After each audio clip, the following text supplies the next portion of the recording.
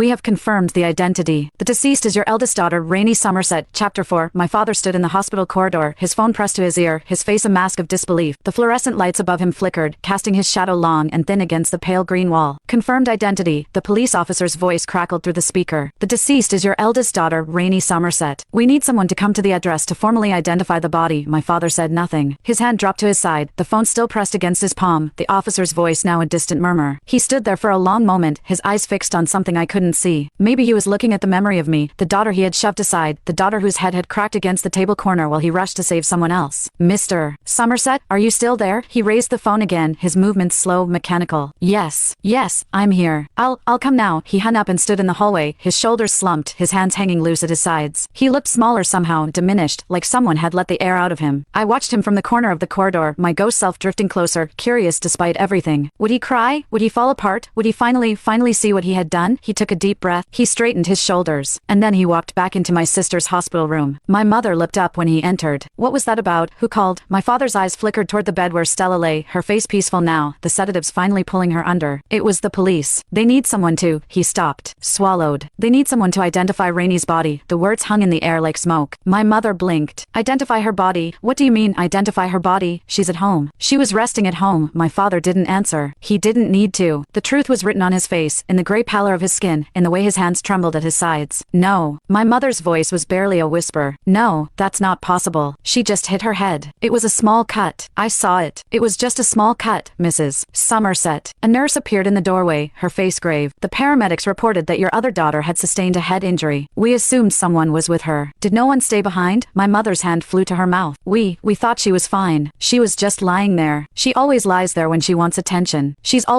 stopped. Her eyes went wide, and for the first time I saw something that looked like fear in them. Not fear for Stella. Fear of what she had done. We need to go, my father said. His voice was flat, empty. We need to go to the apartment. The police are waiting, but Stella, my mother started. Stella is sedated. She'll be fine. He turned to the nurse. Can someone stay with her? We need to. There's been a mistake. There has to be a mistake. The nurse nodded slowly, her eyes moving between my parents with something that might have been judgment or might have been pity. Of course. Take as much time as you need. My parents left the room together, walking side by side, but not touching, not speaking. They moved like strangers who happened to be going in the same direction. I followed them, drifting through the hospital corridors, past the nurse's station, out through the emergency room doors into the cold morning air. Their car was parked at the curb, and they got in without a word. My father's hands were steady on the steering wheel, but his knuckles were white. My mother stared out the window, her reflection pale and hollow in the glass. The drive to our apartment was short. 7 minutes, usually. Today it felt like hours. No one spoke. The only sound was the hum of the engine and the occasional sigh of the heating vents. When they